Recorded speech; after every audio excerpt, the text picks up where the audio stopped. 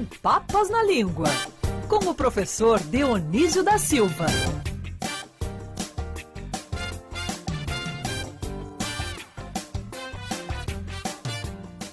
E aos trancos e barrancos lá vou eu, e sou feliz e agradeço por tudo que Deus me deu. Deixa a vida me levar. Professor Dionísio da Silva, você viu que hoje a gente separou uma musiquinha especial para começarmos a nossa pauta da semana. O motivo é que aos trancos e barrancos a gente vai indo, né, professor? Bom dia para você. Bom dia, querida Ágata. Bom dia, Dônola. Bom dia, vocês estão me ouvindo bem? Sim, Muito tudo bem, perfeito, professor. Tá ótimo. Olha, vocês são mais caprichosos que a Caprichosos de Pilares. Sempre estão requintados aí no bamboleio da bandinice. Professor, hoje eu coloquei Zeca Pagodinho pra gente falar da expressão aos trancos e barrancos. Eu falo demais essa expressão, falando, não, vamos indo, aos trancos e barrancos. Vamos levando. É. Professor, de onde vem essa expressão? Pois é, Ágata, todo começo de ano eu acho que as coisas pegam mesmo no tranco, né? E aos trancos e barrancos. Eu também ouvi muito essa expressão no começo do ano e ela está aí na pauta em muito boa hora. A expressão precedeu o descobrimento do Brasil, já estava antes no português de Portugal no século XV, mas foi proferida primeiro em espanhol. E eu vou, seguindo o espírito do programa, vou dizer por que truncos, que no latim é tronco, deu trancos. Porque você tem o prefixo trans para ir além. A gente diz transoceânica, transportar, levar para além. Então, foi fácil mudar truncos para trunco e depois para tranco. E o tranco e barranco não era o que hoje nós podemos designar.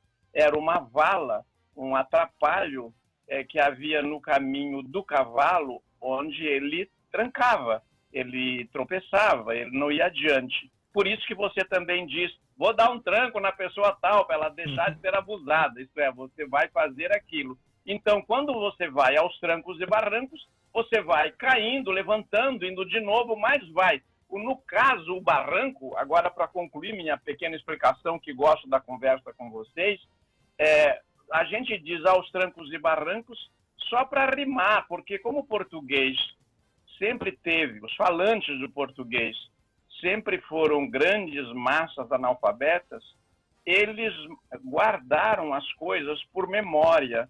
E na memória, para guardar, é muito usado o recurso da rima, da semelhança, para não esquecer. A gente fala vai dar tranco no carro também. Vou dar um tranco no meu carro. Quando ele morre, acaba a bateria, professor, e tu dá um tranco.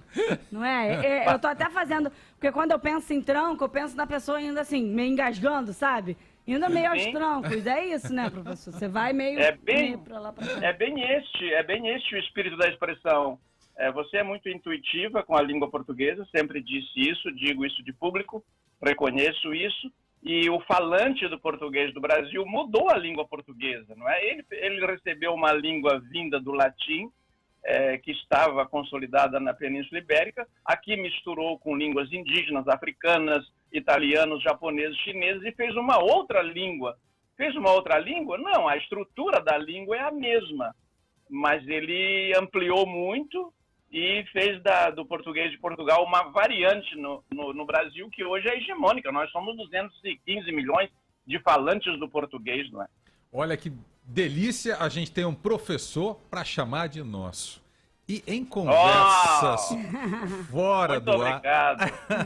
Olha que generosidade do professor. Ele mandou uma frase tão linda, entre aspas, professor é quem de repente aprende. Ó, a generosidade do professor Dionísio da Silva, que está nos contribuindo, nos ajudando também com algumas dicas.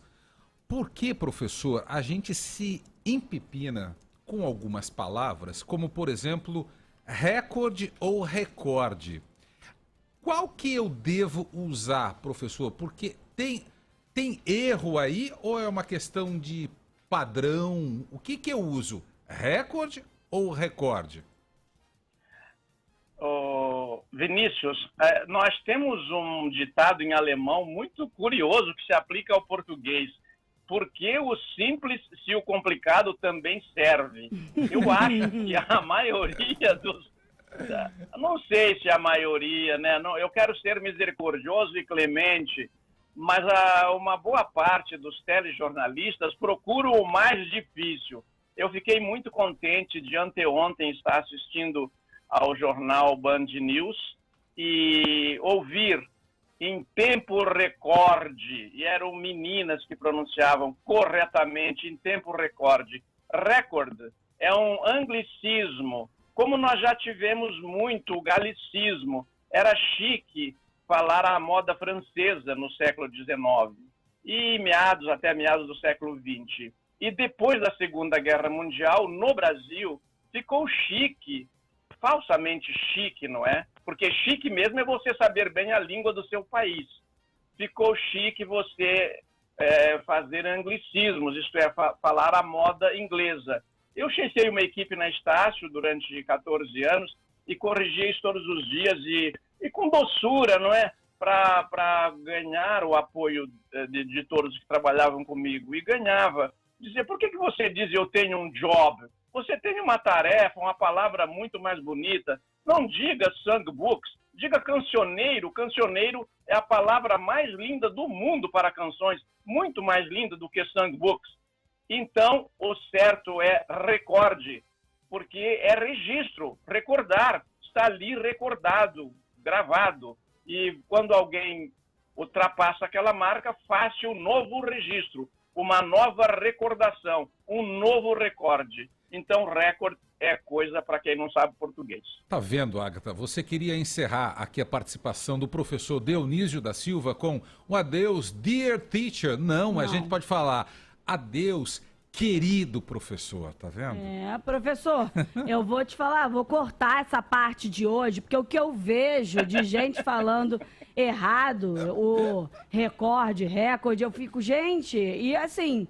Tem muita gente que realmente não sabe, é que nem a rúbrica e rubrica que a gente falou na semana passada. Então, essas dicas são essenciais, querido professor e escritor. A gente não pode esquecer. Professor Dionísio da Silva. Obrigada por hoje, professor.